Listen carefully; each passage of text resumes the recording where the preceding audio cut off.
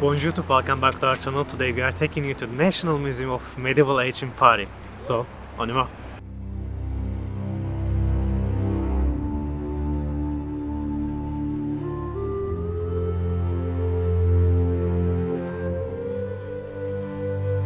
Today we're on the left bank of Paris, and we are going to one of the most interesting and fascinating architectural sites in the city, Musée de Cluny. The story of this place starts as early as the 1st century AD, at the time of Gallo-Romans, and the city was called Lutes. Even though you don't really notice it as you first enter, because you are met with the most recent architectural addition dating to 2018. However, the modernity quickly wears off as soon as you find yourself in the Grand Roman Hall that goes back to the time when this place housed the public baths.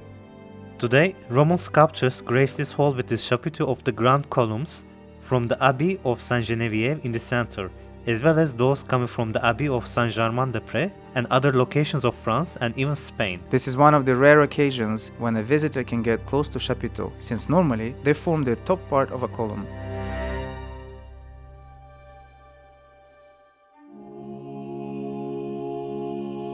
You see, Lutes was a rather busy city, with the main forum located not far from here, or precisely at the place of today's Pantheon, which you can visit with us via the link in the first comment of this video. The baths were popular, and therefore took quite a bit of space until about 4th century, when the Roman Empire was in its decline, and the city residents retreated to Île de la Cité, the island with Notre-Dame de Paris, and the birthplace of the city. It is particularly fascinating to be here, as we are inside the Frigidarium, the cold room that was part of the Gallo-Roman public baths. It is almost unbelievable to actually stand inside this grand hall, knowing that this immense building was built in the 1st century, with its walls still intact, at nearly 14 meters high. In line with reopening of Notre-Dame de Paris, Musée de Cluny has dedicated several spaces to the history of the cathedral. The Notre-Dame Hall presents the sculpted fragments from the cathedral, discovered in 1977 beneath a Parisian hôtel particulier, including the 28 monumental heads from the Gallery of the Kings of Judah, alongside the pieces that once adorned the facade and have since been preserved in museums. The statue of Adam deserves a few more minutes to truly appreciate its craftsmanship and style. Since 19th November 2024 to 16th of March of this year, an exhibition Making Stones Speak Notre-Dame's medieval sculptures vows to deepen the knowledge on these collections by revealing the findings of major research and restoration program underway since 2022. Thanks to the latest restoration of Notre-Dame, new fragments of the jubé, or the rood screen, were discovered during the security archaeological excavations done in 2022. This jubé is said to date back to 1230s and has incredibly well-preserved original iconography and polychromy. It is said to have been destroyed back in the 18th century. These fragments are set against those discovered by Viollet-le-Duc during the 19th century restorations. As we make our way into the late 15th century Hôtel Particulier, we must remember that this mansion was never a chateau or a fortress. It was built to display the status of its owner, Jean de Bourbon. Born in 1413, he was the illegitimate son of Duke Jean I de Bourbon. He was recommended by the King of France Charles VII to the monks of Cluny, who unanimously chose him as abbot in 1456, hence the status, the wealth, and the need for a beautiful mansion or hôtel particulier built for himself next to these Gallo-Roman baths. At the Revolution, the property was nationalized and then sold off to Alexandre de Sommerard, who was a collector of art and objects. By the year 1843, the property was bought out by the state and the museum was inaugurated, mainly consisting of the collection of Mr. de Sommerard and the archaeological deposits of the city of Paris. The building was scrupulously restored by Albert Lenoir in the 19th century and today presents the collection in chronological order to the 15th century.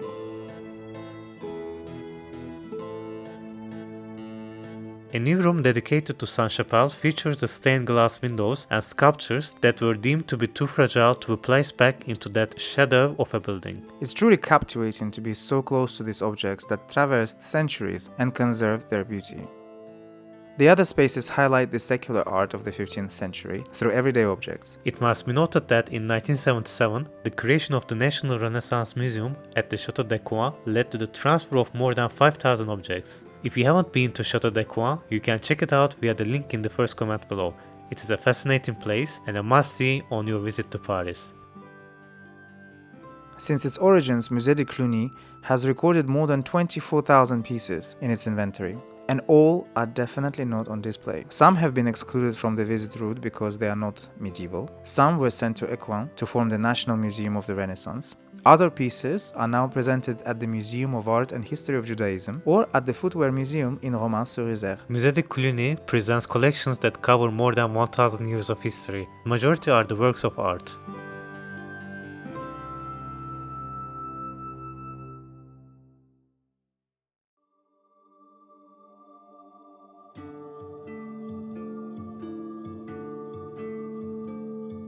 La Chapelle is the architectural jewel of Musée de Cluny and is one of its most remarkable elements. It was built at the end of the 15th century and was used occasionally as a place of worship until the Revolution. The chapel was later transformed into a medical amphitheater, then a printing workshop, and finally integrated into the museum in 1843. From its single central pillar, a dense network of ribs unfolds into the vault above. The style is flamboyant Gothic, featuring rich sculpted decor including 12 niches, surmounted by architectural canopies. These house not the statues of the apostles as expected, but those of members of the family of Jacques d'Amboise, who succeeded Jean de Bourbon as abbot of Cluny, and enlarged the mansion by building this chapel.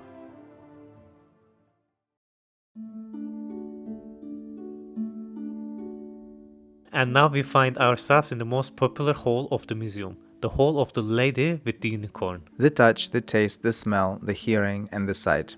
And a six-piece with a blue tent and inscription, "My only desire," are the tapestries that form composition of the Lady with the Unicorn. Inspired by the 15th century German legend, the weaving is very neat and immaculate, but the place of production of these tapestries is not known. The identity of the sponsor remains the subject of debate. It would be either Jean-Fort Lewis, who died in 1500, or his nephew Antoine, who died in 1532. The last Grand Hall is dedicated to the art of Northern Alps, focusing on the decor of churches at the end of the Middle Ages.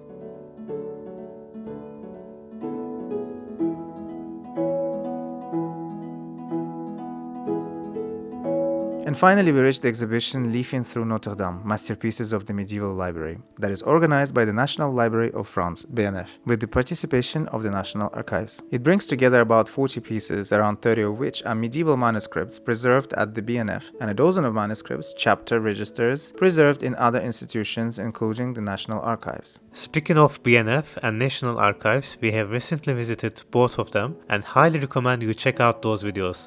Link in the first comment below. Ideas, what do you think? Actually, it was more than what I expected, to be honest, because we were postponing this visit for a long time because I thought it's just the collection of stones. I know it sounds very ignorant, I know. I didn't want to come here, and we were postponing this visit for a long time. But today I realized I think we did a mistake because it was really interesting inside. Yeah, it sounds really interesting. We spent 2 hours. Yeah. I thought we would only spend 30 minutes or something, but at the end, we spent 2 hours. So we hope that you enjoyed this. It was really lovely. And I would also say that I am kind of tired because really it's a lot. It's 21 halls, and then plus they have like temporary exhibitions from time to time. But yeah, it's really cool. Interesting. Behind us. So yeah, it's wonderful. We highly recommend it. So thank you so much for joining us. We hope that you enjoyed this episode as much as we enjoyed making it. And if you have any comments, comment below. Don't forget to like, share and subscribe. And until the next one, au revoir.